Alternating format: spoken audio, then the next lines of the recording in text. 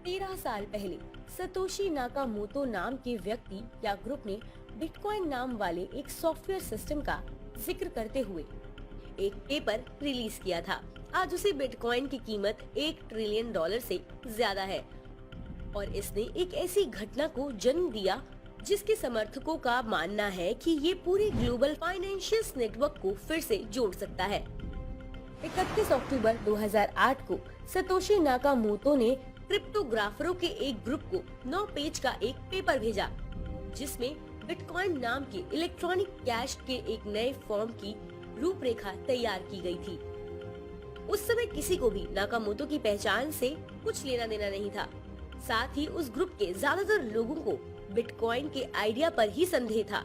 Hello फिने, निक्सा जाबो, David चाउम और वेई दाई जैसे क्रिप्टोग्राफरों और डेवलपर्स एक दशक से ज्यादा समय से कैश के इलेक्ट्रॉनिक वर्जन को डेवलप करने की कोशिश कर रहे थे।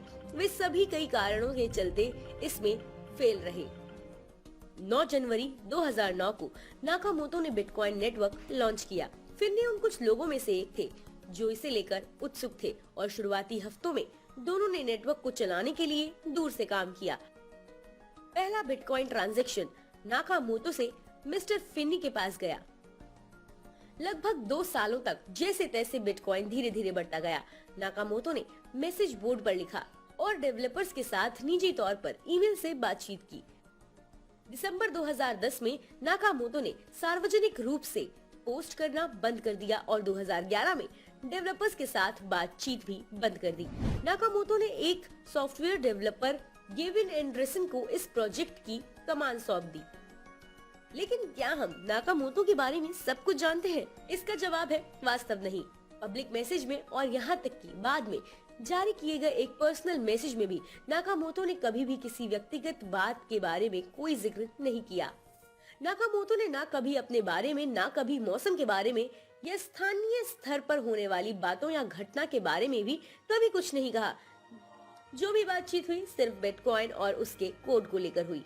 नाकामोतो ने 2 ईमेल एड्रेस और एक वेबसाइट का इस्तेमाल किया। उन्हें रजिस्टर कराने वाले की पहचान ब्लॉक कर दी गई है। कोई और सार्वजनिक जानकारी नहीं है। इस युग में गुमनाम रहना बेहद मुश्किल है। नाकामोतो अब भी एक सस्पेंस बना हुआ है। क्या नाकामोतो अमीर है?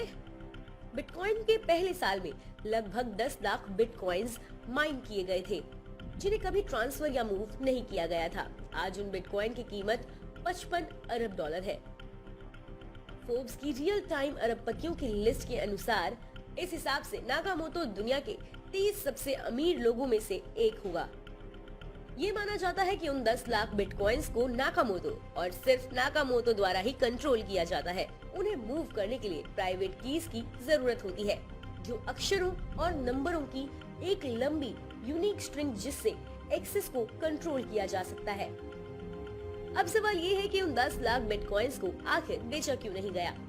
शुरुआती सालों में क्रिप्टो करेंसी कम्युनिटी ने माना कि नाकामोतो गुमनाम रहा और उन बिटकॉइंस को डर के कारण अछूता छोड़ दिया।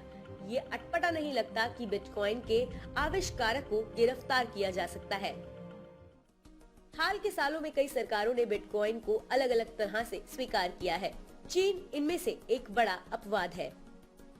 नाकामोतो को गायब हुए 1 दशक हो गया है। ये संभव है कि बिटकॉइन के क्रिएटर की मौत हो गई हो और वो प्राइवेट की दिए बिना ही मर गया हो। ये भी हो सकता है कि नाकामोतो से वो कीज गुम हो गई हो, इसलिए वो बिटकॉइन को मूव नहीं कर सकता।